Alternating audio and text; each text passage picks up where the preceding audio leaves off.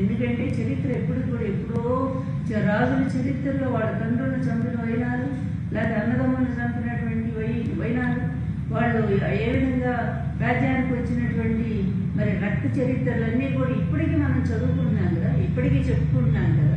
మరి అంతటి మహానుభావుడైనటువంటి ఎన్టీఆర్ చరిత్ర ఊరికే పోతుందా? అది కూడా ఎన్నో సంవత్సరాలు ఉంటుంది కదా. ఆ చరిత్రలో రక్త మార్కు ఎవరిదంటే మరి అది చంద్రబాబు నాయుడు గారు.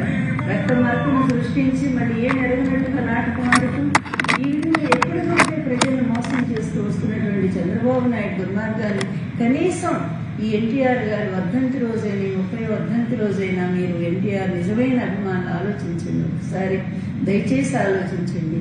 చివరి క్షణాల్లో ఆయన ఎంత దుఃఖపడ్డారో, తనకు జరిగిన అవమానానికి ఎంత విలపించారో, వచ్చిన అభిమానులందరి దగ్గర ఎంత ఆవేదన వెలిబుచ్చారో. ఈ దుర్మార్గుడు, ఈ వెన్నుపోటుదారుడు, ఈ కుట్రదారుడు, మరి ఇటువంటి నీచ